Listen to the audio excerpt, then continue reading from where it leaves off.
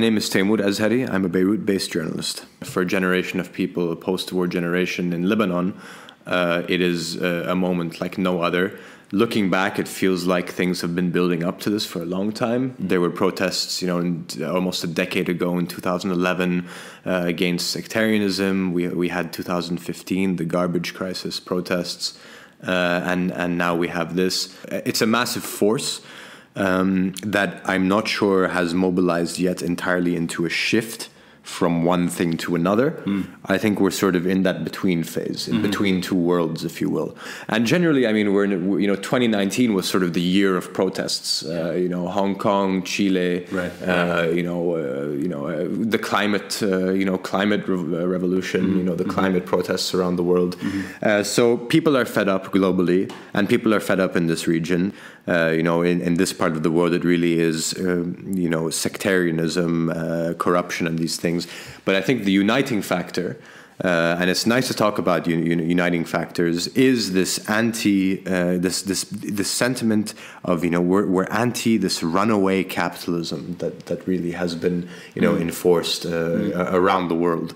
And it has its own nekha in Lebanon and Iraq, its own taste, and it's the sectarian kind of nepotism that we're used to. But yeah, I mean, so that's a uniting factor. But I really do think it's a substantial moment.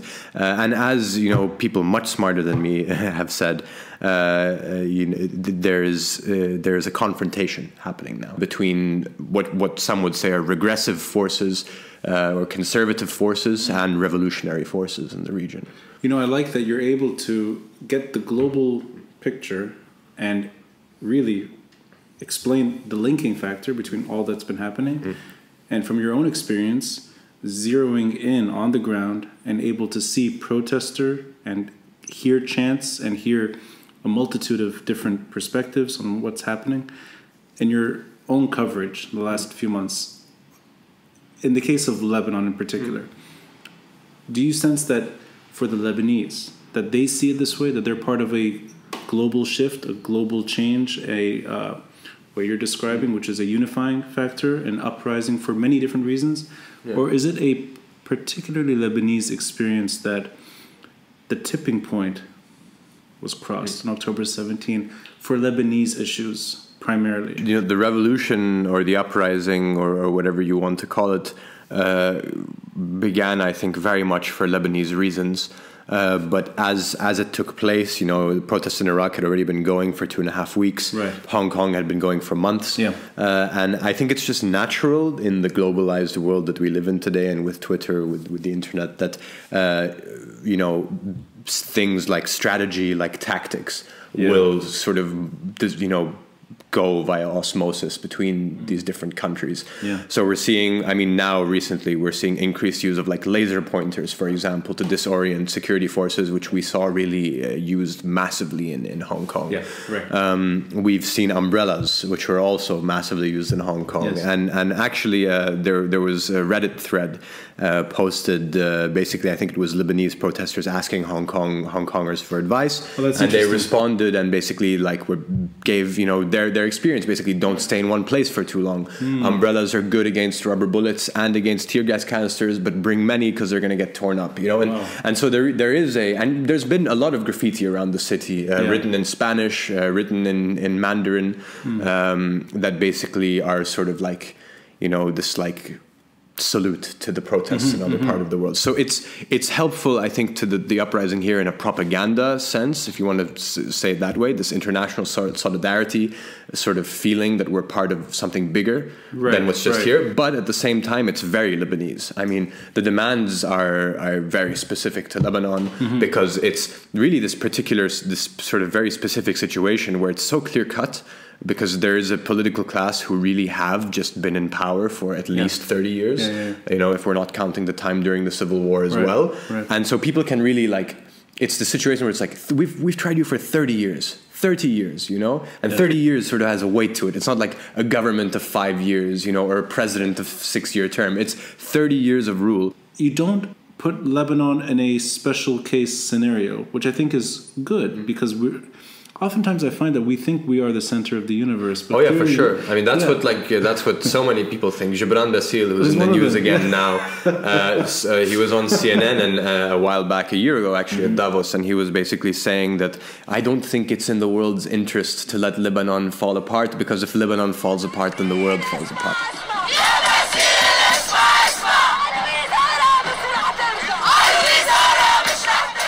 Incredibly self-centered image of Lebanon as somehow this chosen land. Right. I mean, there's which really, it's quite incredible. And so no, I mean, I mean, if we've learned anything over the past 3 months, it's that this idea of the Lebanese miracle is bullshit. Yeah. And the idea that we had this banking system and this central bank governor whose name Salame is somehow sort of gives this feeling of everything will be okay, and it was almost like a movie. People made it out to be more than it actually was, and it turned out it was basically just. I mean, a lie in a sense. I mean, it's not like we were a miracle; we were a myth, and now the myth is sort of really being revealed.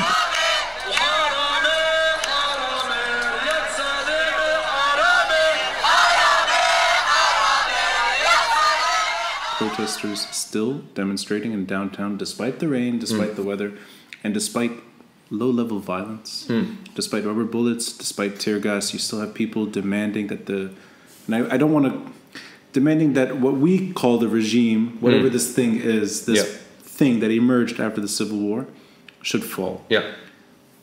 In your coverage, do you sense that the average protester today still yearns for what they initially set out for on October 17, which was overthrowing the system? Or do you sense that today it's evolved into something perhaps more powerful, but also potentially more dangerous? And I'm not talking, which would be what? I'm not talking in the Lebanese folklore that the civil war is the boogeyman. Right. More that a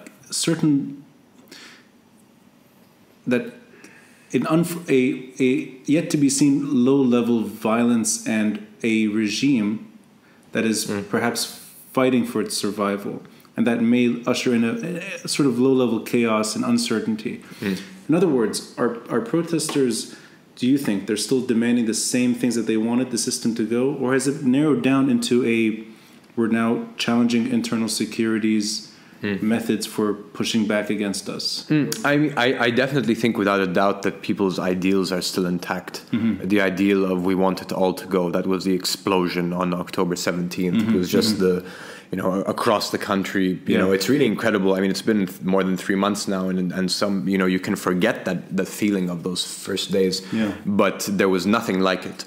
And the immense weight of those days, I mean, reverberated for weeks. Again, Gibran Bassil and many politicians weren't on TV screens for weeks. That's true. People had taken everything over.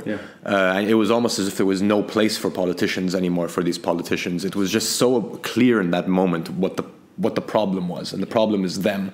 And and there was this chant of "Intul nahna thawra al-sha'biyya wa intul harb al-ahliyya." And something, Killun is something powerful. It is a magical statement. Exactly. All of you across the board. So there, I think the ideals are still there. Now, people, I mean, you have to get into the nitty-gritty of things, and I think that's what people are realizing more and more, and maybe getting better at dealing with.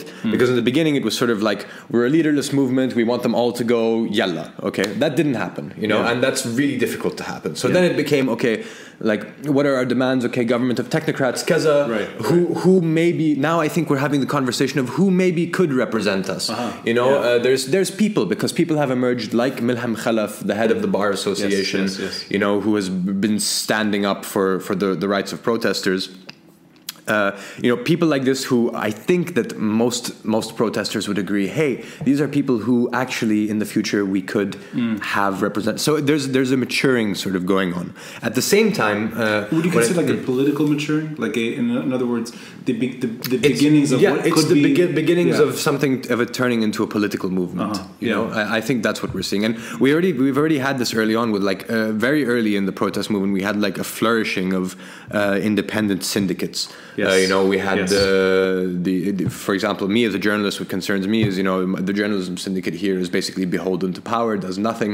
And so journalists created a new syndicate, which I'm a part of, Nakhaba Badila, you know, and it's... I actually attended a great talk, I think it was Megaphone, Fawda, Beirut Today, and Lebanese and Facts. Okay, yeah. The social media ecosphere, elaborating on that issue, which is there's no other way around it. You have to create an alternative syndicate. Yeah, exactly. And so that's a way you can sort of that was sort of a preliminary method of sort of turning things into a bit of a political movement, because you know, syndicates kind of dabble in politics and organizing and that, and so that's important. And I think slowly things are maturing a bit. Things are also different on the streets.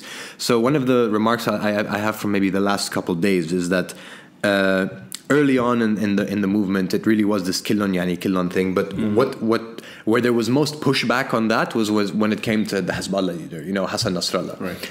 And so there was a lot of fighting between protesters and supporters of Amal and Hezbollah. You know, while I think it was important that Killon Yani Killon included all of these people, but I think now protesters have sort of realized that, listen, if we have some of the people on our side who support Nasrallah, but they broadly support all of our demands for, you know, change, maybe it makes sense not to directly put our finger in their wound, you know. And so in Hamra, we've seen, we've seen basically people who are supporters of, and this is not just talk. I mean, people have found pictures of those, you know, some of the people who were in Hamra at night, you know, who were perhaps at the ring, you know, counter demonstrating against protesters there. I think on TV also they were happy to say exactly, there were chants in support of Nasrallah, and so I think that it's an interesting time, because we have seen in the past couple days, I think because conditions are deteriorating so much and people are so fed up, I think we have seen a return of some people who had initially gone down, then went back across the line, and maybe now are teetering back towards the streets again. And I think that it'll be interesting what the reception of protesters is. The other sort of remark I have about the last couple days is about the peaceful protest aspect. And I think the Lebanese uprising up till maybe last weekend, I mean, I don't know of any other uprising that was as peaceful as what we've seen in this country. I really don't know of any other uprising. And we've seen tremors of what was coming before. We have seen things get violent before. But I think that as you know, and it's not me, it's the UN, you know, the UN representative in Lebanon who said that politicians are the ones to blame. And I think it's clear, because 3 months, you know, 3 months of being in the street without demands met will make people frustrated. And what's happening now, which is very interesting, is in Lebanon there's a lot of reverence for security forces, but increasingly I think that that's melting away. I think that people are more and more. I mean, because it's very simple. It's you're in the square. You're frustrated, and you're frustrated with the state. And what is the biggest representative of the state in that square? It's the security forces. I mean, protesters in Nijmeh, you know, who were the scene of clashes the past few days. Their stated goal, is to get to parliament. Right? Symbolic. You know, it's our parliament. We want to basically rid the people, and we rid ourselves of the people in the parliament. They're blocked by security forces, and more they're seeing the security forces as they would describe it, as many people have said, as chants have proclaimed, kleb sulta, you know, the dogs of the state, who they unleash on us to beat us. And so I think that's a very important sort of shift that's happening, of this reverence for security forces and sort of respect for security forces. I think is becoming very diluted, especially in the past couple of days with the violence we've seen. I mean, headshots from rubber bullets and tear gas canisters, disfiguring injuries that we haven't seen in Lebanon yet. But I 540 injuries over the weekend. Which is a staggering number, given that there were very few injuries in the first few months. And if I'm not mistaken, one protester died in the last 3.5 months, and not in one of the protests. So that is in itself a remarkable accomplishment. And we look to the region, and I mean, it's an easy comparison. In Iraq, 500 have died so far. 500 only in Iraq? I thought it was much more. In the protests, it's 500. But even then, and then Iran, we don't know. It could be thousands. That, I mean, there's a huge difference between what's happening here and there, of course, in terms of the violence factor. But I want to ask you just about these targeted attacks, whether it's against banks out of frustration, and what you're saying is, I think it's maybe too early to tell whether or not this sort of unifying factor between pro-Birri, pro-Hassan Nasrallah protesters coming back and sharing grievances, and the protesters' reaction to that. But that kind of violence, that kind of escalation, not in terms of the youth, not in terms of the people on the ground. I'm talking about the average Lebanese today that initially supported the revolution, the revolt, whatever, and is now maybe looking at those images and saying it's not for me. Is there any risk in the momentum diminishing due to that kind of tactic? And I know, I mean, this is like you're covering it. I don't mean that you're literally there, sort of. Just from your angle looking at it, do you sense that there's hesitation? I think that this is one of the important questions, and so my answer is I think that around the country now it's being debated. And my anecdotal evidence for this is today I was just having lunch in Badaro. Table next to me, a young guy who's gone out for lunch with his grandparents. Like they're old people, very old people. And they're just talking about it. They're talking about it, and these are the best conversations to overhear. What caught my ear was "Ana mish ma taksir bas," you know, and that's sort of, so I'm not with the destruction, but and that's what you're hearing a lot of now. And I mean, I've heard it on TV. I'm seeing it on Twitter. This is the question now that's being posed, and I feel like we're having a shift now.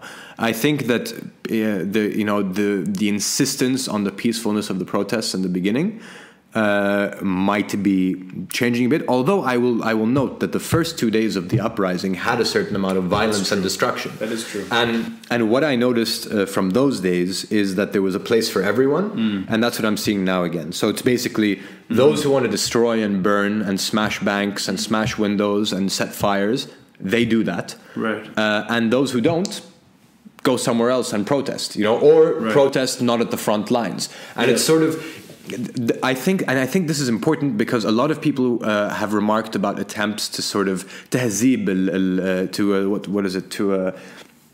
sort of tame the protests in a way, or to instill manners in the protest movement. In the beginning there was a lot of chants with profanities, and still you hear them.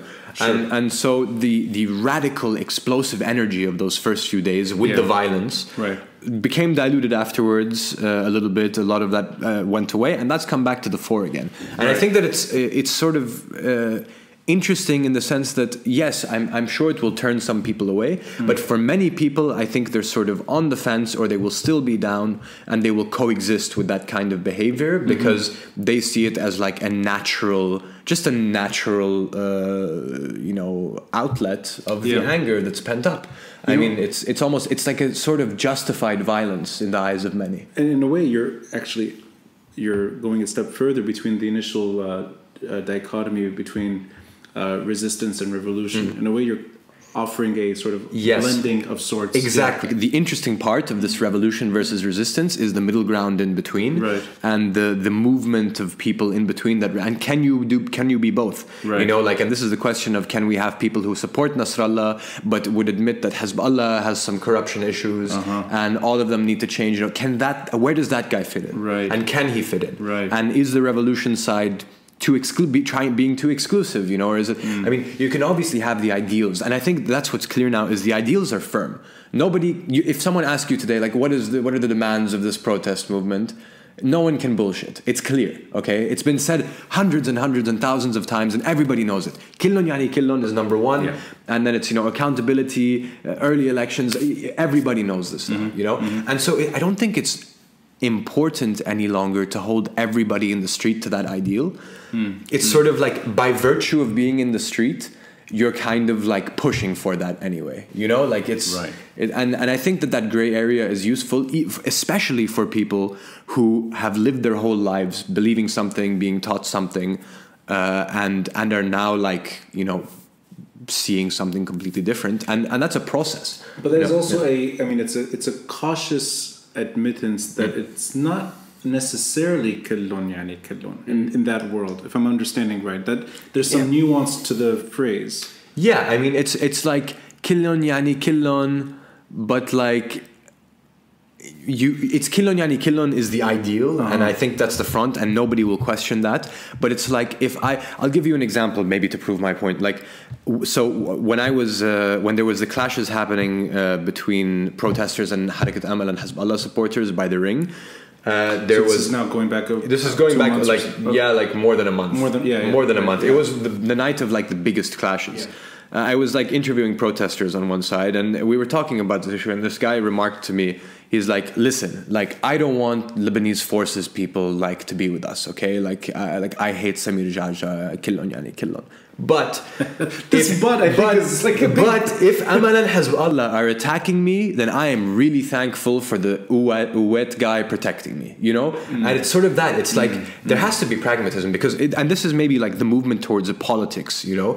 It's sort of accepting like, hey, okay, like we have our ideals, but let's make things work. Like if we can bring in people, if we can maybe build coalitions with people in a way, without, you know, compromising our ideals. Right. Maintaining those ideals, but at least offering a little bit of give, then we can, you know, because this rigid sort of, I think maybe this rigid sort of insistence of like, no, you have to, you know, you can't have ever, you know, you can't have ever been supporter of another party or blah, blah, that won't work, you know.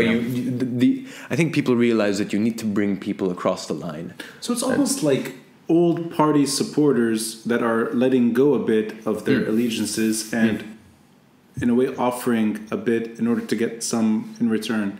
It's almost like politics on the street, in a sense. Yeah. Or shifting politics very quickly. It's definitely a shift in politics because the revolution is a new space. There's a new revolutionary reality, okay? And basically the revolution is now a political space, you know? And it's something that parties have to deal with, you know, from the top to the bottom levels. Before it was rigid. If you're a Christian in Lebanon, you have the choice of being with the FPM, the Kataib, or the LF, or you can choose not to support any, but you didn't really have another thing, you know. Now you have the revolution, and while the revolution isn't a political movement yet, it is a space that occupies, you know, a huge chunk of the discourse and just the current life in Lebanon. And so I think that's it's sort of the I don't know. It's dynamic. It's dynamic, exactly. And actually, in a way, it is fluid. The way the whole movement has been fluid. It's leaderless. It's people on the streets. In a way, quickly catching up to, I think, what is still an evolving story. I will only add one thing, that you were describing two moments, and it resonates with me. Go ahead. The month and a half ago, 2 months, the tear gas on the ring and the pushback, and it was a very long night. I think every image I saw and every comment was yours on Twitter. Okay. So I mean, literally listening to the story, at times getting close to it, coming back, at 3 a.m, on my phone, Twitter, refreshing. Lots of tear gas being used. Lots of tear gas being used by the army.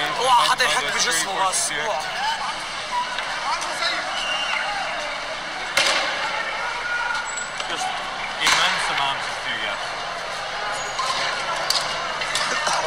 Move away, can I move away from here?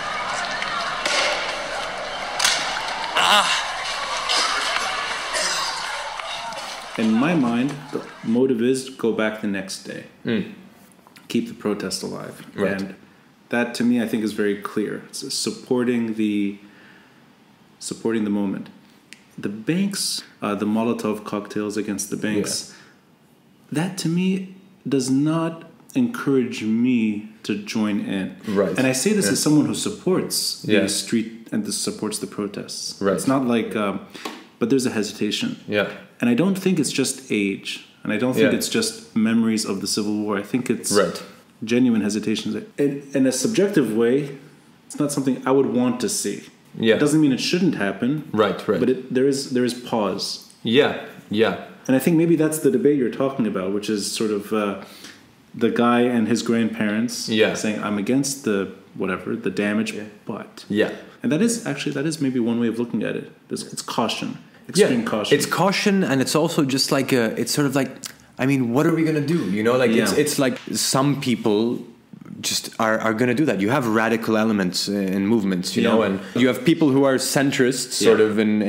their approach to it, and then you have people who are much more radical. Yeah. I mean, on the issue of the banks and the destruction of the banks, I totally understand it, and I totally get the you know, the reason people are so frustrated. I mean, I can't withdraw more than $200 from a bank. You know, it's ridiculous. And we've been to banks. We know what the scene is like. I mean, But what I think is worth noting is that I feel like there is a push among some people, and actually among politicians on the whole, really, to sort of push the issue on the banks and be like, it's the banks, you know, who have done this. I mean, because right now it's sort of like the banks are bearing the brunt of it, and they should be criticized. They should face accountability. Yes. The two biggest banks in the country made $1 billion in profits last year. $1 billion. This is Blom and I think Bank Audi. Those two alone made $1 billion each, around $500 million in profits in 2019. 2018. Okay. Yeah, 2018. 2019 very similar as well. I'm surprised about that. Yeah, so you're talking. So I mean, it's clear that the banks and bankers have, you know, made a killing off of these policies, but they are policies, you know, and policies are crafted by the state, and this is what people shouldn't forget. The people who are destroying the banks, and I don't think this is that word, you know. I don't think we have to be scared of that people will forget about this, but I just think that it's very easy for many politicians to just kind of let the banks be sort of the face of it and get hit, while there's I mean, I think the brunt of the anger deserves to be vented towards politicians. I'm just going to add here, because I think it's an aside, but I think it's an interesting conversation of like being a journalist but also seeming to have opinions, and I've had many conversations throughout the revolution, because it's sort of the uprising, whatever you want to call it. By the way, we should get back to that, because I think that's uprising and revolution. Very quickly, I mean, I think the best answer I've heard is that, and this was Jim Quilty at the Daily Star, he basically told me, I think the word revolution should be left to historians. I was like, nah, okay. Fair enough. Fair enough. But so this idea of being a journalist and having like opinions, I just think that there are certain things that are clear in Lebanon. And I think that if you're objective to any degree, you will accept that there have been people in power for at least 30 years who have failed miserably at providing any of the things that a state should provide, right? That's a fact. And so based on that fact, the clear, you know, just a clear idea pops up, which is there needs to be change, right? There needs to be change, huge change, and these people have failed miserably. And so I think that as a journalist reporting on this, that's always been my sort of guiding philosophy behind this. When people maybe can be critical and say like, oh, you're a bit too supportive of this movement, you know. I would just say that like we've tried 30 years of something and it hasn't worked. And I think if you're objective, you will see that and realize that we need change. Now then, when we get to specifics, of course, I really try to, you know, maintain. Objective is an ideal that you can never be completely objective, but you really try. But yeah, that's just a comment I have, because but I think it's worth saying, because I think I don't want to speak on your behalf, but I think the other side, the status quo, has had a long time to explain their position. So I think in a way, an objective take would be, let's hear the other side for the, you know, they deserve a voice. Exactly. They deserve a voice, and the people in power have failed. They've failed miserably. They've failed, and they're corrupt. I mean, by all standards, you know, and they've mismanaged, and they're sectarian, you know, and so it's just, I think that's clear. So you have, I'm guessing, relied on social media for the most part in delivering your coverage.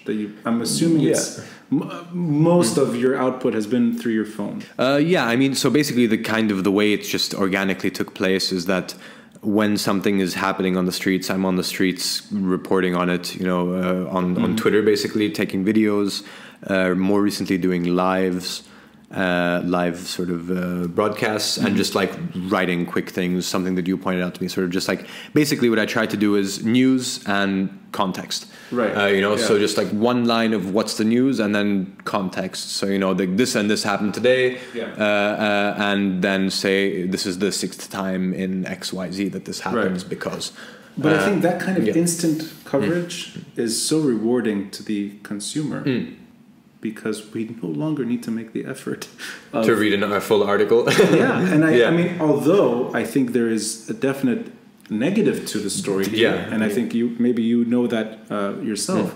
I don't know if I actually managed to read a full article the last 3.5 months. But I do know that I've read these quick posts. Right. I've watched videos. Megaphone, I think, has been a daily, maybe hourly sort of digest. Oh, I know people at Megaphone. They've been working so hard, and they produce very. It's so easy to just catch up. If you've been off the grid for a few hours, you just go to Megaphone. But all that said, is there any hesitation on your side that people are perhaps not having enough time to actually process what's going on? Because it's so fast, the attention span is so small that there's a level of not hysteria, because I think that's unfair. I think we're better than that. It's not hysteria, but there's an entertainment component maybe, and it's like it's almost, we can't decipher what is junk from what is actually somebody doing their job. What I mean is, I've seen a lot of trash. And I've seen a lot of what looks like forged videos and fake photos and perhaps accusations that run dry.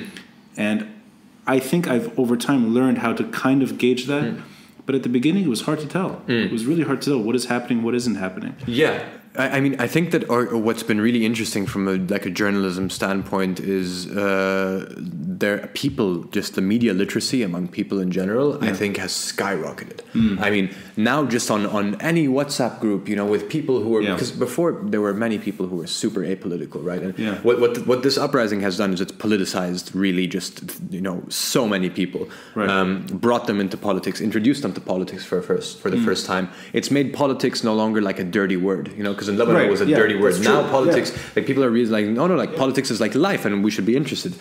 So I mean, but I think people are very good at have become very good at sort of very quickly, especially online, pointing out things that are fake. And that's helped a lot by like groups of like journalists, activists, people who'll pass around things before posting it. So I'm like in some of these groups, and you'll have like dozens of people there, and basically they'll post something like, I just saw this online, is this true, blah blah blah. No, it's not true. Okay, let's all say that this is not true. Interesting. So there's an editing process within the group.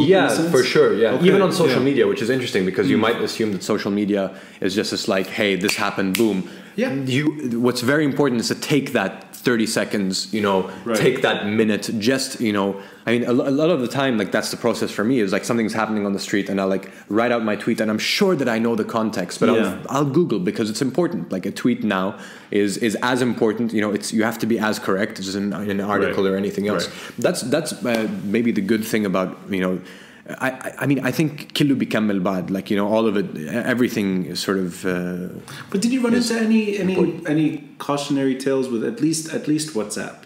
Because I think my experience with WhatsApp, that's where most of the unreliable honestly, information was. like, I do not. So everyone always talks about like these messages passed around WhatsApp. I don't know what is with me that nobody ever sends me those messages. So I never get those messages of like, oh, be careful, there's like blah blah blah. That's what WhatsApp is. It's there's very little. Well, from my experience, I think it's hard to tell. And maybe the trust factor comes with names and familiarity. Twitter, if I read something that I know the name already, I can then quickly assume that that's probably correct. But WhatsApp, it's just the jungle. Yeah, for sure. I mean, I wouldn't use WhatsApp as a news source, honestly. Okay, so so there are, in a way, there is a boundary. It's WhatsApp is like, oh, someone sends me information that I need to verify, like unless it's like a link to like the BBC or something. But you as a journalist, you take it upon yourself to do that. I mean, but let's say the average protester who may be on one of these groups. Do you think they're able to quickly decipher the way you do, which is, I can't trust that? I think people have gotten better at it. People have gotten better at it. Still, people will, make mistakes, but But I really, really think people have gotten better at that. I mean, just the conversations that we see on Twitter now. Again, it's all anecdotal evidence, but the quality of the conversation on Twitter just seems much more focused, much more like stuff about economy, especially that's just like taken so much space, and so yeah, I think it's I think people have become better. I think it's a really good moment for journalism. And reporting and like information in general, like this uprising, because it's making people value reputable resources, reputable organizations, reputable journalists, and yeah, well, and also shame those who are doing misinformation. Well, okay, that's good to hear. Yeah. Actually, but the reason I brought up social media is because I know your name from the Daily Star. Right. I don't know it from social media. I discovered you through the Daily Star and then went to your social media. Yeah. And then, kind of discovered that you left Daily Star through social media. Right, yeah. But, interesting shit there. Yeah, it's all... But survivability of a traditional newspaper. Daily Star is fairly small, but we can go anywhere. We can go to Nahad, we can go to any newspaper that's been around for a long time. Do you see social media as sort of phasing that industry out? That people are less and less inclined now to purchase an article or subscribe? It's had an effect for sure. I think now what's happening is, again, people are sort of learning and working to basically have social media and more traditional forms of journalism kind of complete each other, and there's certain publications who are doing that increasingly well, and that's where this whole thing comes in with like 5 free articles a month, and and you lure readers in, and you really make it convenient and easy, and you give them great content, and then bistahu, they'll feel ashamed not to subscribe to you. That's really where you want to get. So guilt. I mean, yeah, it's not guilt, but it's just like you're providing. It's like you're people here like pay for electricity, water, generator, blah blah blah. Man, $12 for your subscription to L'Orient Le Jour or whoever is not going to push you over the edge. I think that's an important thing to realize. It's like, you want independent journalism. Yes, it has to be funded. Okay, right. And if it's funded by politicians, it's not independent. Foundations and stuff is always weird. Maybe you can get yourself hundreds of billionaire like Jeff Bezos to run the Washington Post for you. Right. But the other way is to have your readers pay for it, and I think that around the world, that model is becoming more successful. Increasingly, publications are making it work. I know that L'Orient Le Jour here in Lebanon, for example, is doing very well with that model now. It's actually working for them. So the Daily Star is not doing well with that model. Oh, okay. I see. So it's working for... That's interesting. It's working for one and not the other. Because the Daily Star doesn't do it smart. The Daily Star's process, and this is not like a disgruntled employee. You can ask any current employee, and they'll tell you about the subscription system. We basically have an old website that doesn't work properly. Like, if you want to subscribe, chances are you'll end up calling the IT guy or throwing up your hands in frustration and not doing it. And we don't do 5 free articles. You're slammed right into the paywall. So there's it's not done in a way that coaxes you and sort of brings you in, and you need that. You need marketing. I mean, honestly, you need to market something well, and so other publications are doing that more successfully. Now, it's a bit of a sensitive subject, and I don't want you to. I mean, as much as you'd like to say on the issue, in the middle of all this chaos and all that's been happening. It's almost like if you could see like a tree, that this is sort of just a branch that dangles a bit. The other one is Carlos Ghosn. He's just an oddball that returned. But there's these interesting side stories, and one of them is the drama within Daily Star. Now, maybe that wasn't covered as much as Carlos Ghosn, but in terms of social media and among journalists, I think it was a story for a few days. From your side, do you sense that the same reason somebody would strike, let's say, against whether it's the Daily Star or any company, wanting their pay on time? I mean, that's a very basic demand. It's not it's not a sort of complicated issue. But is there any sort of broader problem here in terms of just, I know that Saad Hariri was the most visible target in this revolt and this uprising. He was the weakest link. the weakest link. Yeah. Thank you. Yeah. And he may have stuck around a little too long, but eventually he resigned. Yeah. And Daily Star is at least, I mean, he's in the system, right? I think he maybe is its life support, if I'm not mistaken. I don't know if that's still the case, but it's very murky who exactly funds it, but it's owned by Hariri or the Hariri family, and right, and it's completely owned by them. Right. Okay. So let's assume that they have they can support it more if they chose to. Yeah. There's something I thought that was a little. It was more interesting than Saad Hariri himself, which is that he carries a lot of the burden in this country. And it's interesting because a lot of it is true. A lot of it is factual critique. Is he a victim to the same economic woe? In other words, are we looking to him to do a better job and he just fails at it? Or is he actually literally unable to deliver and he is crashing with the economy? At this point, we can paint sort of an image of Hariri. And I think the image of, I think the kind of person Hariri is, which is, or was before he tried his, this long stint in politics.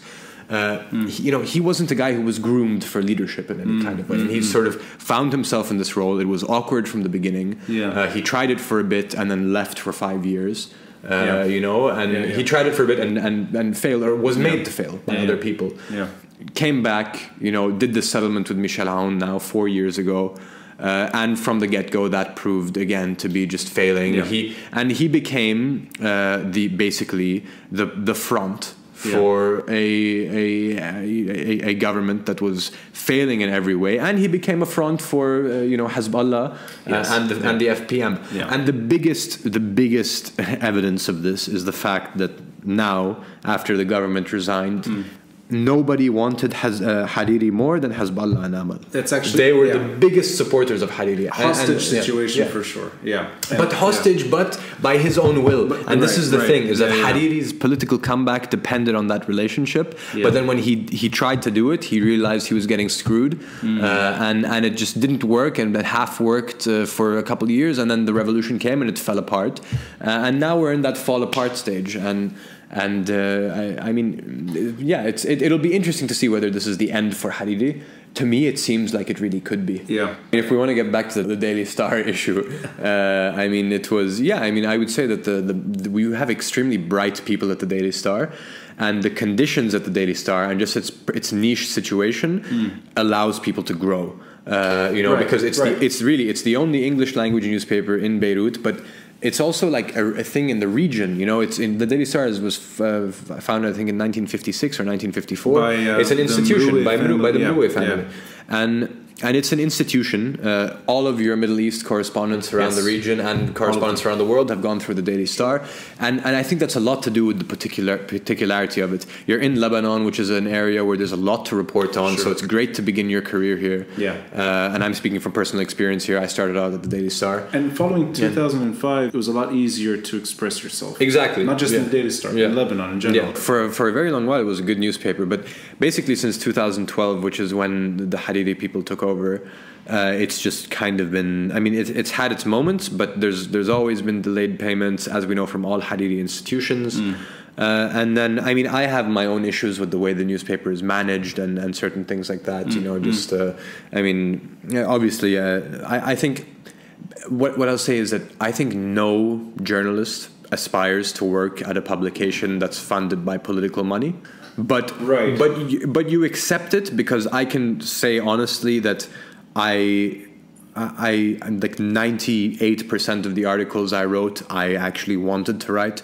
I would say that more than 70% of the articles I wrote, I actually pitched them. And I was never, really never told to do something. And on the few occasions where I was told to do something that would, to make something more pro-Hariri, I refused. When did you join Daily Star? How long ago? I joined in 2017, I believe it was July 2017. Right. And I was an intern there for 7 months before. So I was there for like 3 years and a bit. I know dozens of people that have worked or interned at Daily Star, and I think there's hundreds of people who have gone through the Daily Star. And most of these are names that we follow and we sort of. But the Daily Star is basically it feels like it is, and you know there might be some miracle, but it feels like it's dying a slow and undignified death. I want to say something that is. I mean, I don't have any relationship to the Daily Star other than I used to read it for news coverage. But I don't have a.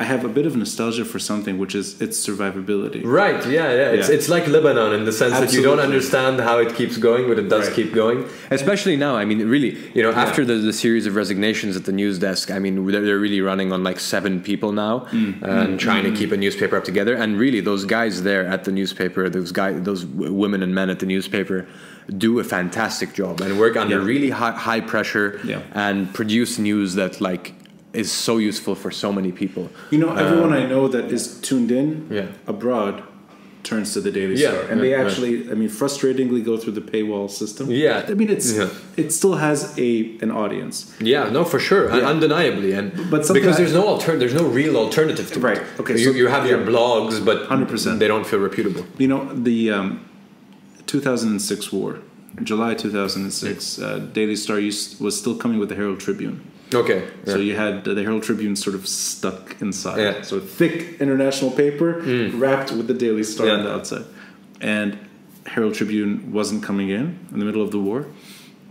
Daily Star, rather than ceasing production, if I'm not mistaken, it was 4 pages. Okay.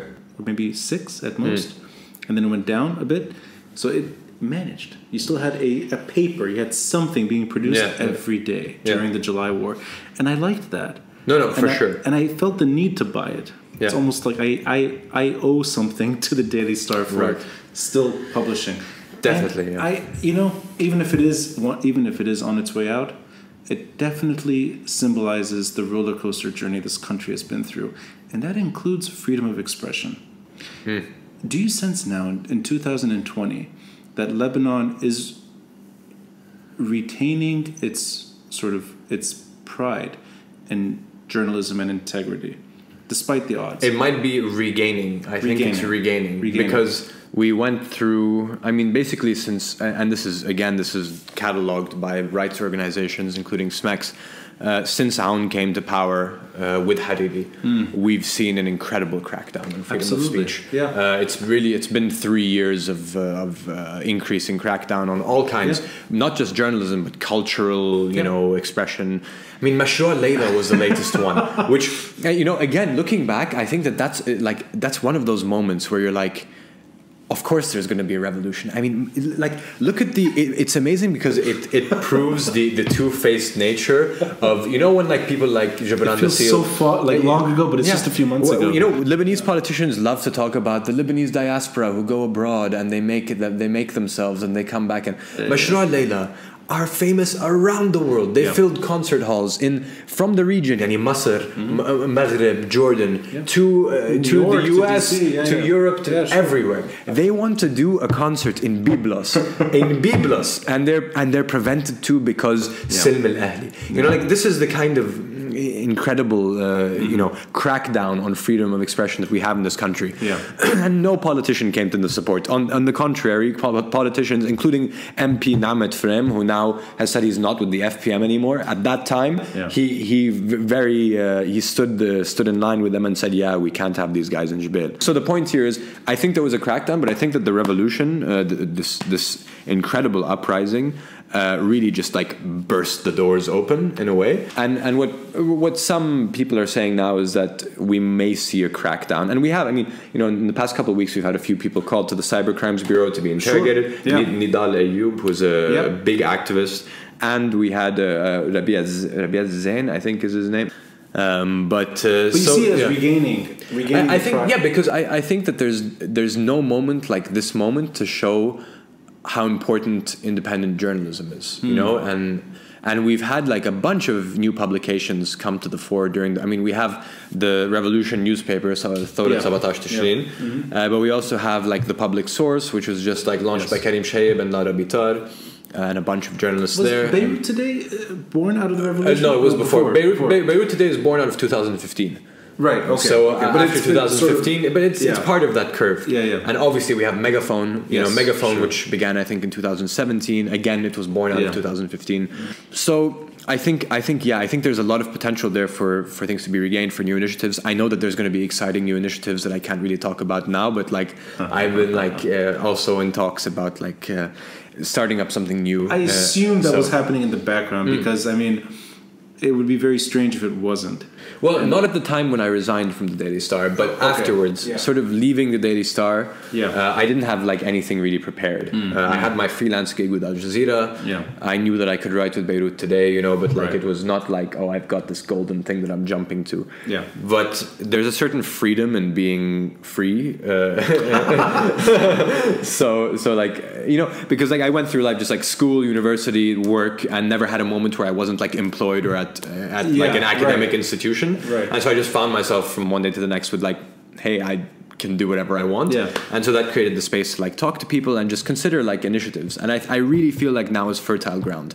People really want like, they want information given to them quick, accountable, and you know, interesting and so Timour, what is the name of the next English newspaper that you're going to start? We don't know. No, it's not. I'll just say that there might be something cool, and it's like a months long process. Sure. Did you think of yourself as part of the story the last 3.5 months, that this was your time, that this was your... For sure. I mean, this is the moment like I think many people were waiting for.